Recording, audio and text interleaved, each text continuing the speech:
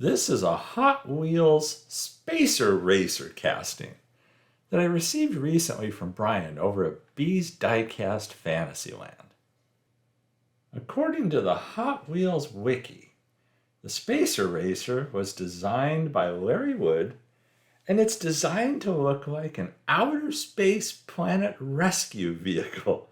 It has a rotating plastic nozzle to extinguish those outer space fires. Well, this is the first time I've ever seen one of these. I recall seeing one of these that actually had that nozzle on it. I think I have a couple of these that don't have the nozzle. It had the hole for it, but I really wasn't sure what went there. But when I got this from Brian, I thought, I've got to do something with this. I really like the look of it. This one's obviously play-worn. I'm going to need to do something with it, but I wanted to keep it still looking like a toy, but yet I wanted to jazz it up a little bit. So I had some ideas, but naturally, first thing, you got to get this thing apart, and one of the hard parts was getting that nozzle out of there.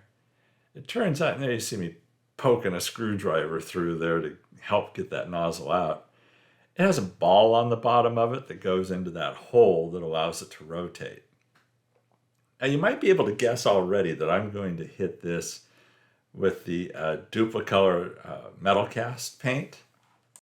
But as far as the rest of the work on it, I was going to keep it kind of toy-like. So this thing has one post on it. It hooks in on the back of the casting. It has the one post at the front. And so I drilled that, and there you see me putting the screw into it. It was a kind of smallish post, so I used a 172 screw as opposed to a 256. But I kind of had some ideas for this.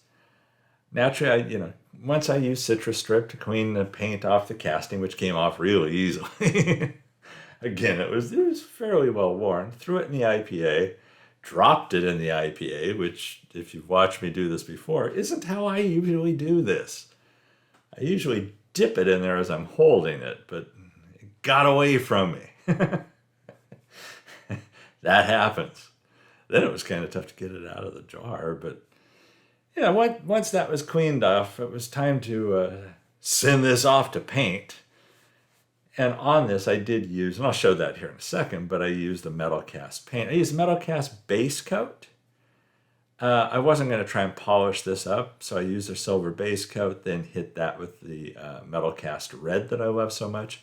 And after the decals were on, I hit it with that Worth lacquer spray. And speaking of decals, well, I couldn't find any replacement decals, so I had to recreate it. So I got into Photoshop and went from the photo on the left to the one on the right. It's my work, and then at the bottom I redid the logo, the M8 Rescue. Did not do the same exact font because I didn't like the old font.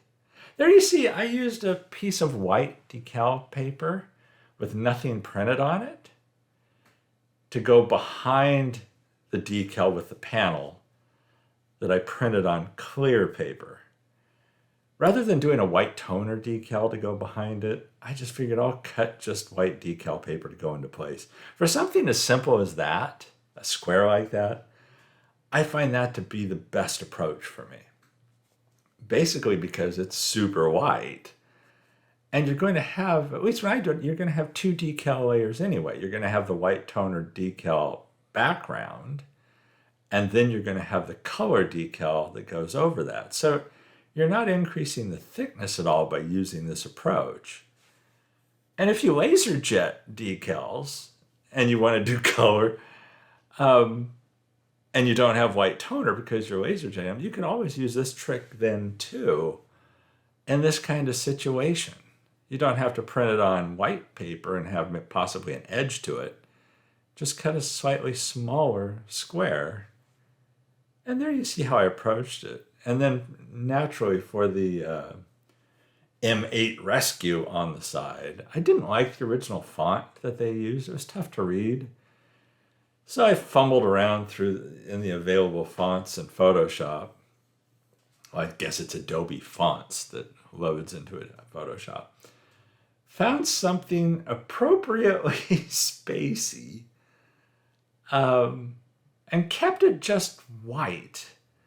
I didn't go the two-tone yellow for the M8 section and then white for the rescue. I kept the whole thing white. Again, I think it's easier to read. And so for that, I lay down, I quickly brush on some microset and then get the white toner decal out. This is one of those situations where being able to do white toner decals really is nice. Because again, I couldn't find replacement decals for the Space Eraser. And I'm not sure, I don't know that I'd use the wording anyway because I didn't like the font that they used originally. Where I think, even now, I think you can see that this is a little easier to read. And I like the space font look to it, but it's still very legible. And again, I didn't go over that M8 on it with the yellow. Yeah, I won't lie, I started to and didn't like it at all. So ditched that idea, went with just white for those, and I was off to the races. So then the base, the tabs that hold the axles in place, that they pop into on the base, were both broken, front and back. No big deal. I'm going to replace the wheels on this anyway. So I throw this base into Super Clean to clean off that chrome that's on there. Because even though it kind of looks good in these pictures, it wasn't as good as it kind of looks.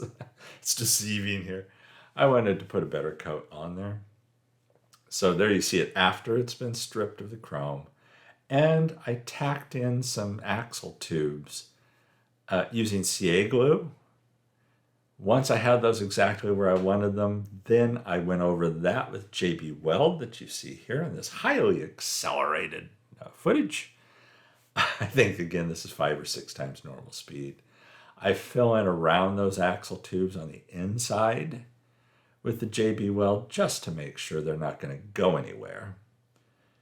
And then you'll see once this is done, I flip it over once this is cured. And I let JB Weld cure overnight just to make sure it's completely dry.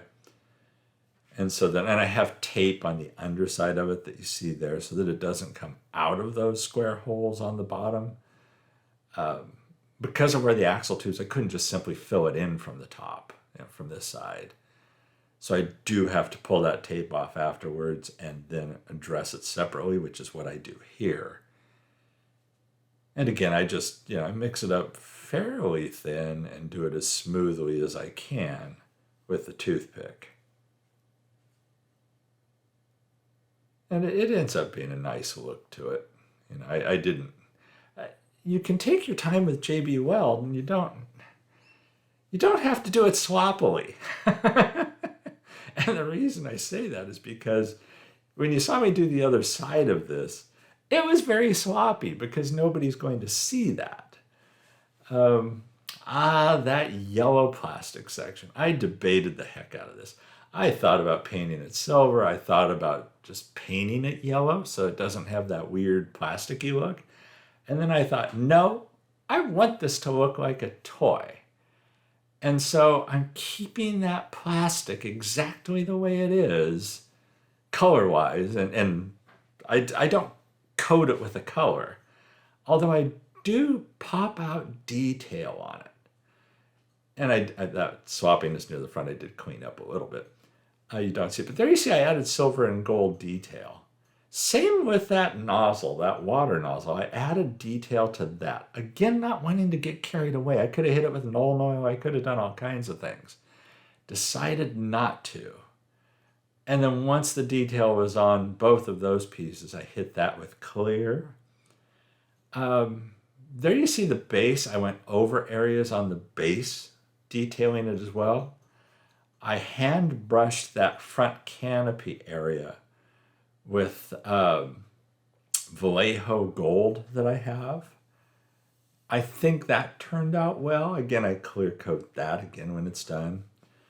And then what you don't see in this video, but you'll see here shortly, is all of the gold detail I added for the piping around that casting, that upper half of the casting. It looks like a lot of tubing, and it even goes across the silver areas on the side of the casting. There's 2 silver circles that appear to be like going to tanks on the side. I did that, went over the tubing on that with a gold layer. And again, that's the Zond liquid gold, basically the pin. Really like a Molotow pin, but Zond makes them, or Zoet makes them. And I love the liquid gold. I have 3 different pins, and I showed these in a short video a while back. And I just like how it worked out. This was fairly easy to pop that detail out with those pins. And you'll see it a little bit better in the close-ups and stuff, and the turntable shot. But that's it. The wheels that I put on there, I wasn't sure what wheels I was going to put on there. I wanted it to be higher. It's not the best. It rolls. It rolls better than it looks there. Yeah, there's a little better look. But yeah, it's not a super roller by any stretch of the imagination. I was glad that I recreated the funky looking little control panel on the top. And there you kind of see the piping on the sides and stuff, how it's kind of worn. Only because it's worn does it show up in this casting originally, because they painted right over that detail. And I really wanted to pop it out better. I mean, you think of fire trucks and you think of the brass on fire trucks and how beautifully clean fire trucks are. You know, they just look great. And there you have a better look. I wanted that fire truck look.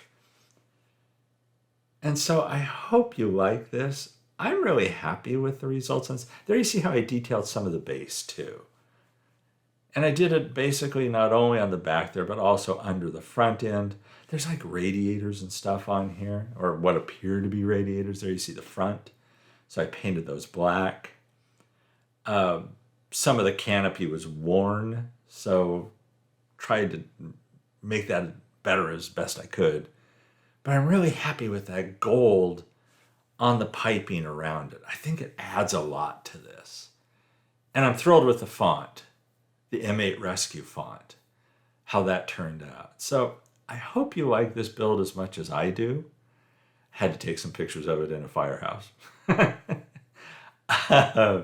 Thanks again, Brian, for giving me this casting. I was thrilled to get it and couldn't resist working on it basically immediately. Again, I hope you all like this video as much as I enjoyed creating it. And everybody, stay safe and healthy out there. And I'll catch you in the next one.